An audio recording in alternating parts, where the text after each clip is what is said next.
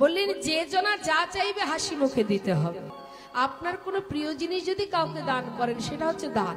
জেনে রাখবেন ভালো করে, ধর্মীয় কাজের মধ্যে যদি কৃপণতা থাকে তাহলে কিন্তু সেই কর্ম সব বৃথা হয়ে যাবে। আপনি যদি প্রকৃতভাবেই মন থেকে ভগবত সেবা ভক্ত সেবা দিতে চান তাহলে মন থেকে দিতে হবে। দিতে গিয়ে যদি কৃপণতা হয়ে যায় তাহলে কিন্তু সব বৃথা, কোনো কাজ নেই, কোনো লাভ নেই, সেই সেবায় বৃথা হবে। বললেন যে জনা যা চাইবে হাসি মুখে দিতে হবে। দেবার সময় তুমি ভাববে যে ভালোটা দিয়ে দরকার নেই, খারাপটা দিয়ে দিই, কি আমার এটা প্রয়োজন নেই। অনেকে দান করে, কেমন দান? দেখা যায় যেটা আপনার প্রয়োজন নেই, আপনার কাজে লাগে না, ঘরের এক কোণে রেখেছেন, অপ্রয়োজনীয় জিনিস, সেটা কাউকে আপনি দিয়ে দিলেন, সেটা কিন্তু আপনার দানের মধ্যে পড়লো না। আপনার কোনো প্রিয় জিনিস যদি কাউকে দান করেন সেটা হচ্ছে দান। এবং যদি মন থেকে দিতে চান, মন থেকে না দিলে দান হবে না, অন্তর থেকে দিতে হবে, মুক্ত মনে দিতে হবে। তা বলছে মহারাজ, যে জনা যা চাইবে হাসি মুখে দিতে হবে। হাসি মুখে দান করবার পর দেখা গেল দিতে দিতে আপনার ভান্ডারে সবই শেষ, আর কিছুই নেই। তাতে আপনি যদি মন খারাপ করেন তাহলে আপনার সব বৃথা হয়ে যাবে। মহারাজ, দানের শেষে কি করতে হবে? অনেকে দেখবেন দান করবার পর তার ভিতরে একটা অহংকার আসে না? মা, আমি এত কিছু দান করেছি, 50,000 টাকা ডোনেশন করেছি, 1 লাখ টাকা ডোনেশন করেছি, আমি যাওয়া মাত্রই আমাকে ভালো চেয়ারটা দেবে, আমার নাম মাইকে ঘোষণা করবে। আচ্ছা, দেখবেন অনেকে নাম কিনতে পছন্দ করে, সবাই আমার নাম করুক, সবাই আমার জয় জয়াকার করুক, এই জিনিসটা অনেকে চায়। সবাই বলবো না, কিছু কিছু আছে যারা বোঝে না, তারা এটা চায়। মানে কেমন?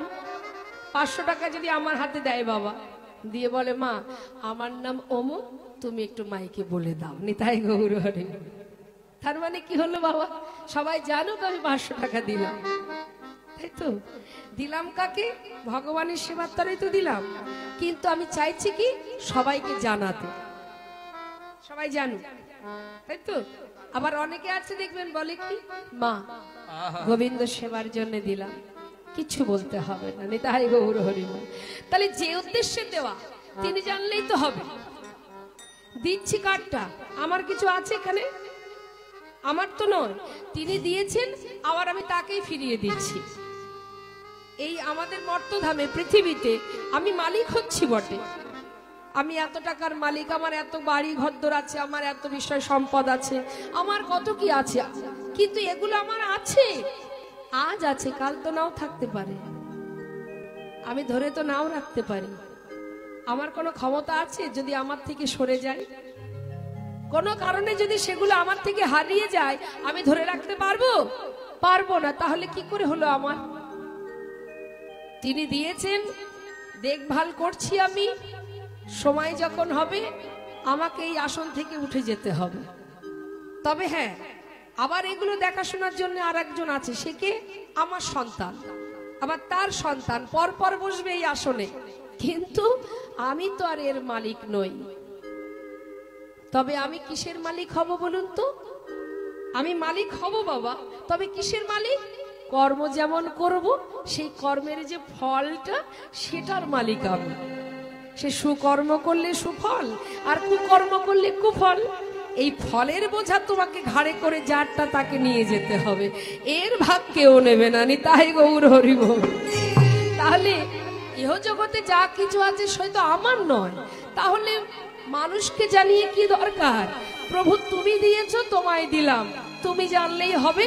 শুধু তোমার কাছে একটা নিবেদন, যেন তোমার চরণে আমার মতি থাকে, ভক্তি থাকে, যেন আমি চিরকাল জীবনের শেষ মুহূর্ত পর্যন্ত তোমার উপরে ভরসা করে নির্ভরশীল হয়ে তোমাকে ভালোবেসে আমি দিনগুলি কাটাতে পারি। নিতাই গৌর হরি বল, হরি বল। এটা থাকবে আমাদের কামনা।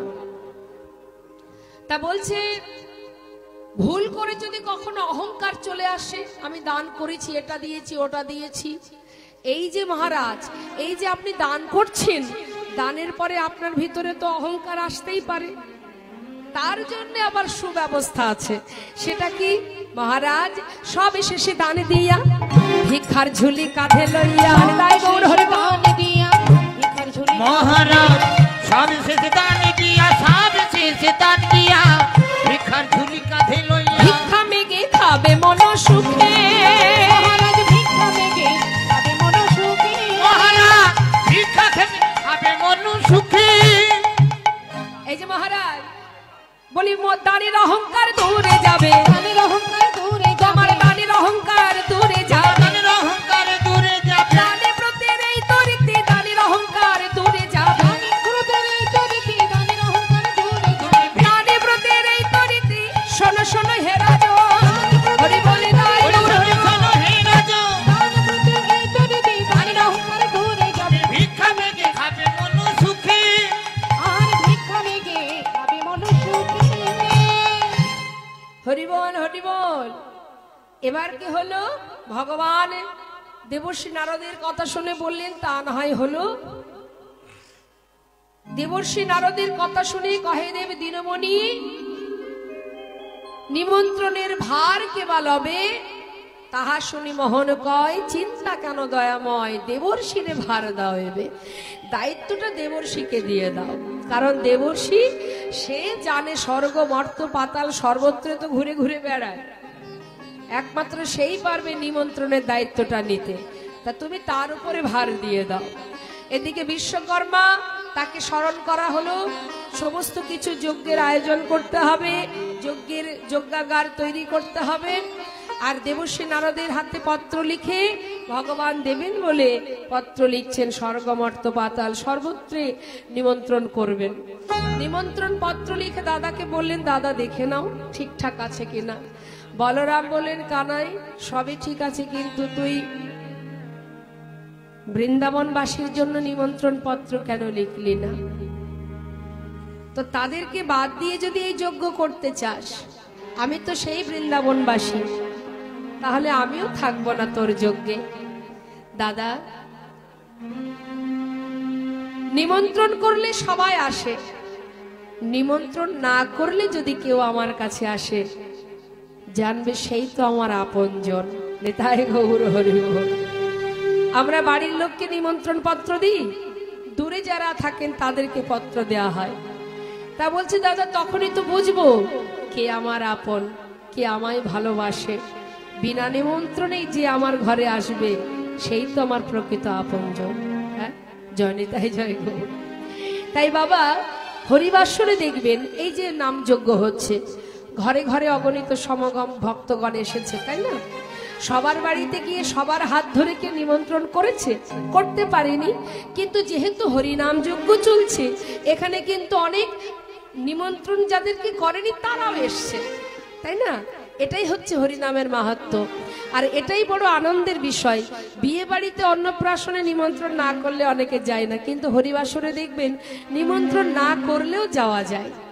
তা ভগবান তাকেই বেশি ভালোবাসেন যে বিনা নিমন্ত্রণে তার কাছে আসে বা তার প্রসাদ গ্রহণ করেনি। তাই গৌর হরি বল হরি বল। তাই এবার কি হয়েছে না, দেবর্ষি নারদ পত্রগুলি নিয়ে স্বর্গমত্ত পাতাল সব জায়গায় নিমন্ত্রণ সেরে অবশেষে বৃন্দাবনে চললেন। বৃন্দাবনে গিয়ে বৃন্দাবনে মা যশোমতীর অঙ্গনে মা আমার ক্ষণে চৈতন্য অচৈতন্য হয়ে পড়ছে, গোপাল গোপাল বলে কাঁদছে। সেখানে গিয়ে মা বলছে, ওরে রুনুঝুনু নুপুরের শব্দ শোনা যায়, তবে কি আমার গোপাল এলি? দেবর্ষি বলে উঠলেন, মা আমি দেবর্ষি। ও দেবর্ষি, তুই কি দ্বারকা থেকে এসেছিস? হ্যাঁ মা, তোমার গোপাল কেমন আছে না আছে সে খবর এনেছি। আর একটা শুভ খবর আছে মা। কি রে? ওই তোমার ছেলে মানে তোমার গোপাল আর বলরাম, কানাই বলাই দুই ভাই, তারা প্রভাস নদীর তীরে বিশাল বড় যজ্ঞ করছে। তাই মা আমি সেই যজ্ঞের বার্তা এনেছি, পত্র লিখে পাঠিয়েছে। দেখো তোমার জন্য। মা বলছে, ওরে আমার গোপাল যজ্ঞ করবে, তাহলে আর দেরি কেন, আমাদেরকে যেতে বলেছে। হ্যাঁ গো মা, তোমার জন্য পত্র লিখে পাঠিয়েছে।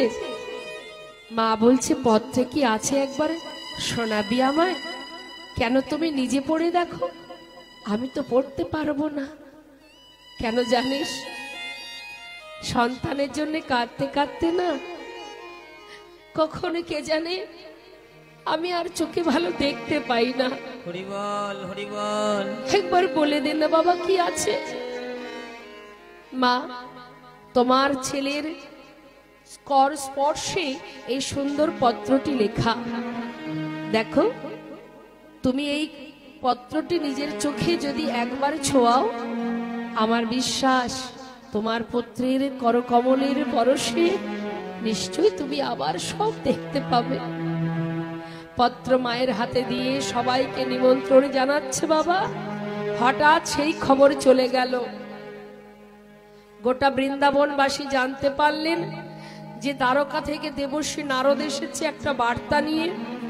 আর এদিকে ললিতা, বিশাখা, তারা সবাই রাধারানীকে ডাকছে।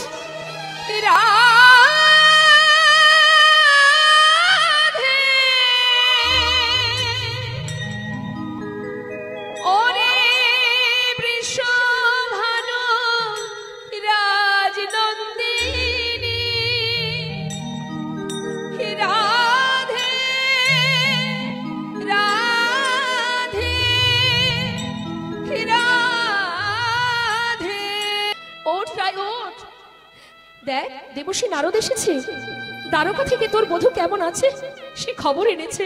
চল রাই, চল আমরা শুনে আসি তোর বধূ কেমন আছে।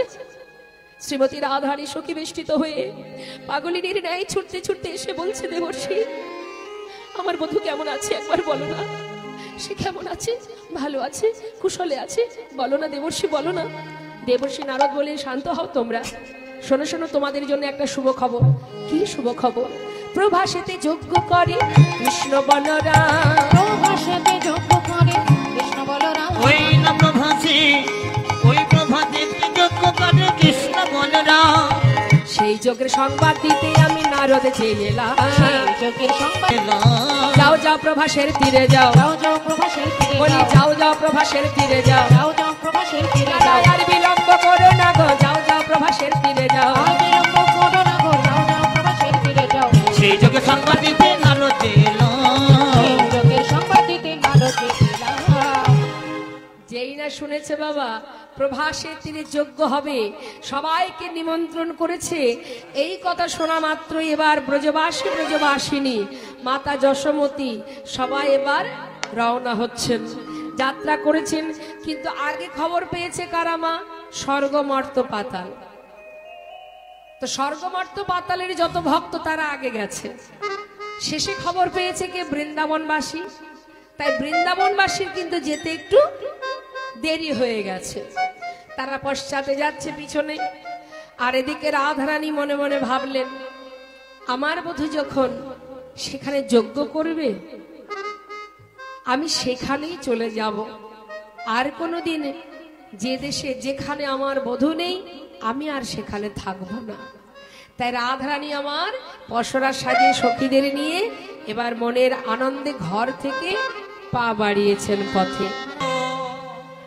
যোগ্য বার্তা পেয়ে চলিলেন রাধারানী আমার। তো যাচ্ছেন মা, কিন্তু হলো কি, কোথায় ছিল কালস্য ননদিনী কুটিলা? বলি সেজে গুজে কোথায় যাচ্ছিস বল? অসময়ে ভর দুপুরে যাচ্ছিস কোথায়? রাধারানী কোনো উত্তর করছে না। আমার নাম কুটিলা, অত সাহায্যে ছাড়ার পাত্রী আমি নই। আগে বল যাচ্ছিস কোথায়? লাজের মাথা খেয়েছিস? ছি ছি ছি ছি, স্বামীকে ছেড়ে পরপুরুষের কাছে যাচ্ছিস? কি হলো, আমার কথা কানে যাচ্ছে না? উত্তর দে।